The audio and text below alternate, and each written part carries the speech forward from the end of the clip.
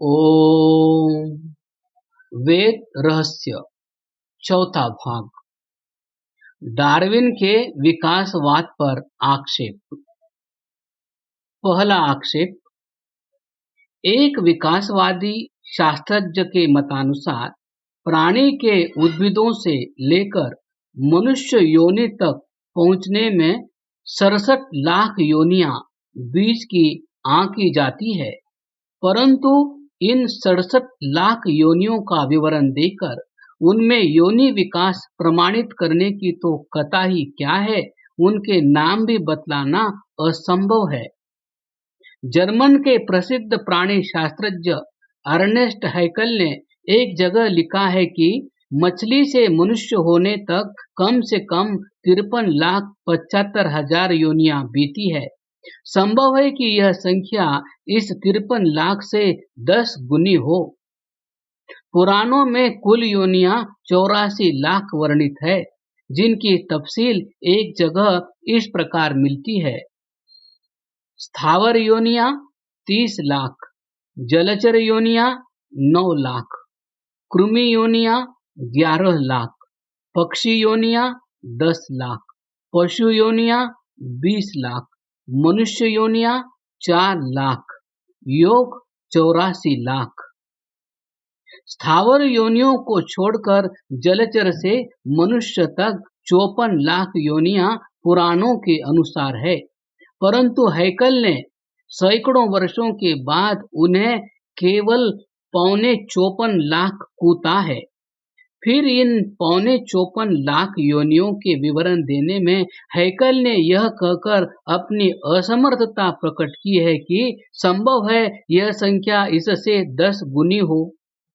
थोड़े से मुट्ठी भर स्तन्य जंतुओं का विवरण देकर, जिसके भीतर भी लुप्त कड़ी अभी तक बाकी ही है, योनि विकास को प्रमाणित समझना साहस मात्र है। दूसरा आक्षेप। अब तक सैकड़ों जंतु योनि रूप में अंधे ही पैदा होते हैं, पता नहीं इनका विकास क्यों नहीं हुआ।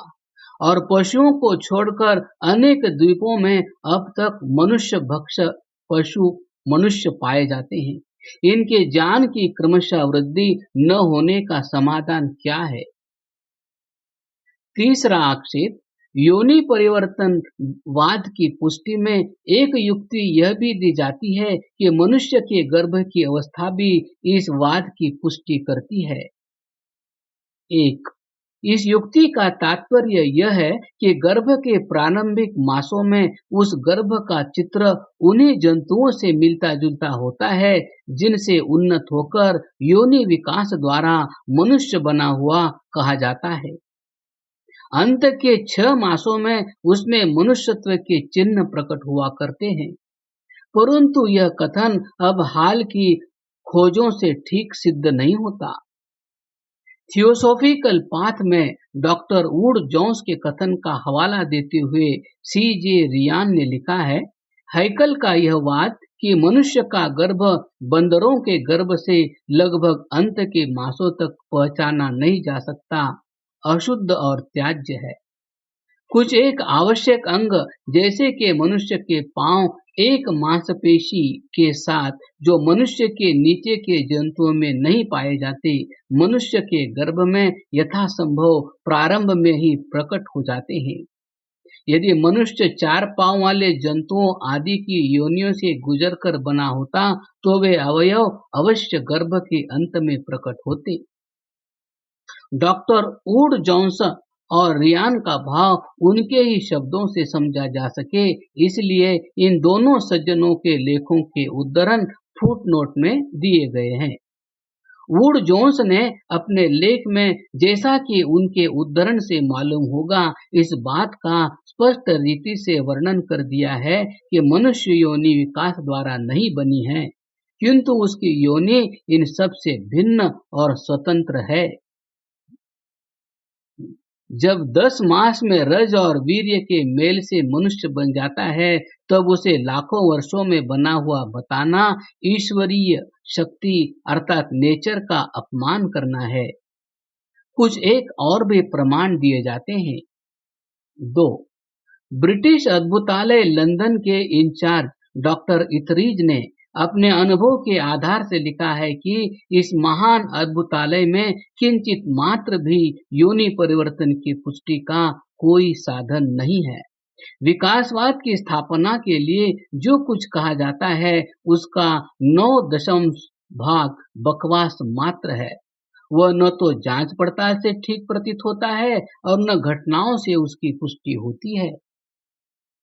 3, प्रोफेसर ओवेन ने लिखा है कि योनि परिवर्तन का उदाहरण कभी किसी व्यक्ति के देखने में नहीं आया। 4, प्रोफेसर थॉमसन ने लिखा है कि हम नहीं जानते कि मनुष्य कहां से निकल आया या कैसे उत्पन्न हो गया। यह बात खुले तौर से स्वीकार की जाती है कि मनुष्य की उत्पत्ति जिस प्रकार विकासवाद में बतलाई जाती है वह प्रकार संभावना की सीमा से सीमित है, परंतु उसका कोई स्थिर स्थान विज्ञान की सीमा में नहीं है। 5, प्रोफेसर डॉसन ने लिखा है कि मनुष्य बनाने वाली कथित बीज की योनियां वैज्ञानिक जगत में अज्ञात है। प्राचीनतम अवशिष्ट चिन्ह जो मनुष्यों के पाए जाते हैं उनसे स्पष्ट है कि मनुष्य प्रारंभ से इसी रूप में है। उनसे योनि विकास की पुष्टि नहीं होती है।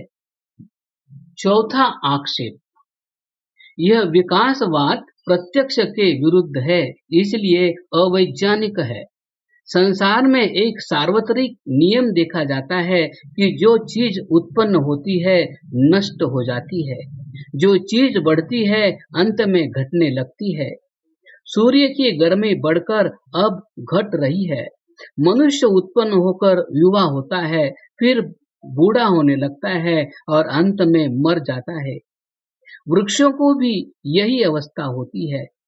यह कहीं भी नहीं देखा जाता कि कोई चीज बढ़ती ही चली जाए और घटी नहीं।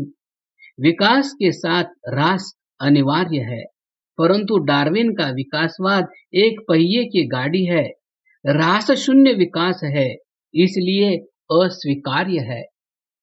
क्रमशः